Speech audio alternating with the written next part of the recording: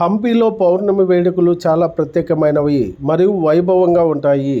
హంపి పౌర్ణమి తర్వాత వచ్చే పంచమి రోజున చాలా గ్రామాల్లో రథం లాగుతారు. అందులో భాగంగానే పూర్వం నుంచి వస్తున్న ఆచారం ప్రకారం కమ్మదూరు గ్రామంలో గ్రామ పెద్దల ఆధ్వర్యంలో శుక్రవారం రోజున రథం లాగుతున్నారు. ఉదయం నుండి లైబ్రరీ కార్యాలయం వద్ద రథంకు ప్రత్యేక అలంకరణ చేసి బ్రాహ్మిన్స్తో హోమం, ప్రత్యేక పూజలు చేస్తున్నారు. భక్తులు పెద్ద సంఖ్యలో గుమ్మకూడి దేవుణ్ణి దర్శించారు. సాయంత్రం 4 గంటల నుండి రథం లాగుడు కార్యక్రమాలు ఉంటాయని ఆలయ అర్చకులు తెలిపారు.